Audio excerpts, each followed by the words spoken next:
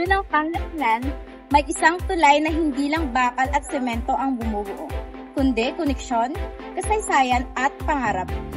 Ito ang Anda Bridge, ang tulay na nagdurugtong sa isla ng Anda sa mainland ng Pangasinan.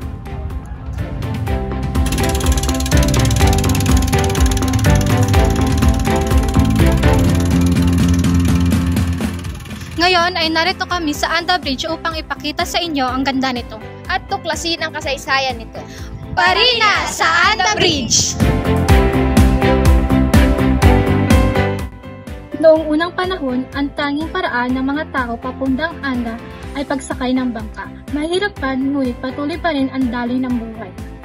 Pangingisda, paglalakbay at kalakalan, yan ang pangunahing trabaho ng mga taga-Anda.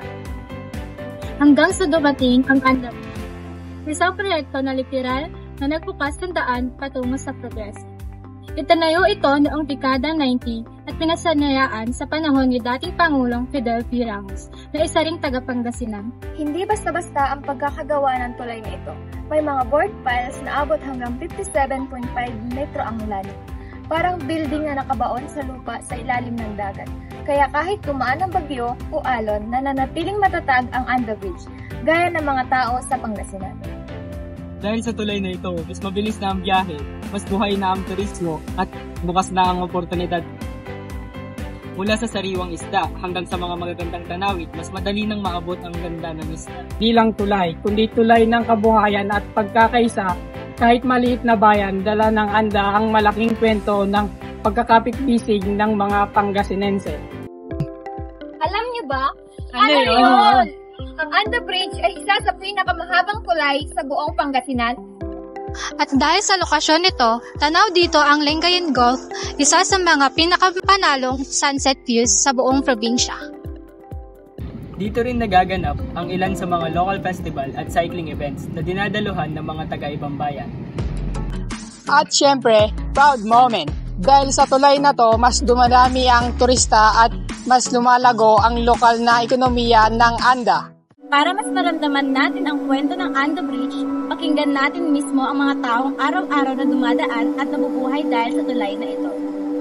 Ay, ano pong nararamdaman nyo kapag lagi po kayong dumadaan dito sa Anda Bridge na dati is wala pa po itong Anda, is parang nagbabangka lang po? Yamak po na mas mainam ngayong may tulay kasi noon pag tawid mo dito sa Tara, galing ka ng Anda, ka ng megit isang oras kasi pila-pila yung pagkarga sa barge. So ano lang po, parang mas komplikado po nang wala po tong Anda Bridge na po ito. Opo. So mas maganda po ngayon kasi meron na pong Anda Bridge kasi tuloy-tuloy na po yung pagbiyahe, no? Mabilis po ang pagtawid. Bilang residente po na malapit po dito sa Anda Bridge, anong kwentong Anda Bridge nito? Anda Bridge noon, bangka pa lang. Ano siya yung, ano nga yun yung barge. Barge ang naghahakot ng mga sasakyan, mga tao para makatawid doon sa isla ng Anda, sa bayan ng Anda.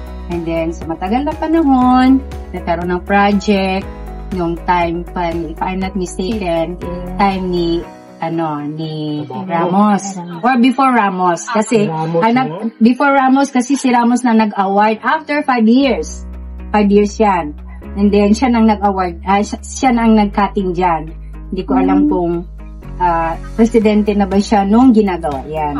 And then, after that, siguro Cory Pat.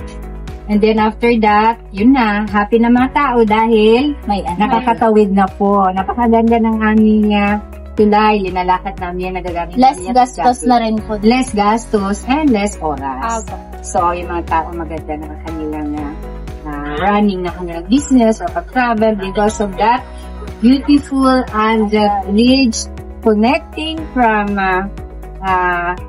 Barangay Tara, Sitio Katubi, going to the bayan of Anda, Pangasinan. Naapektuhan po ba yung stage nyo dito sa Anda? Hindi po. Nasa ano lang po, para sa amin po. Para sa pangtulay lang po sa mga sasakyan ko kasi. Ang Anda Bridge ay hindi isang istruktura. Ito ay simbolo ng pagkakaisa, tibay at pag-asa ng mga Pangasinense.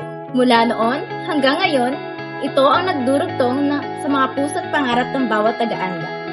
Kaya sa tuwing tatawid ka rito, tandaan mo, hindi lang daan ang binabalagtas mo, kundi isang kwento, koneksyon at pagmamalaki.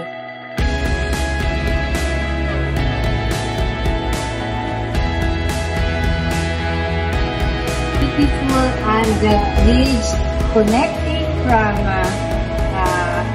Barangay Tara, Sitio Tutugi, going to the bayan of Anda, Pangasinan.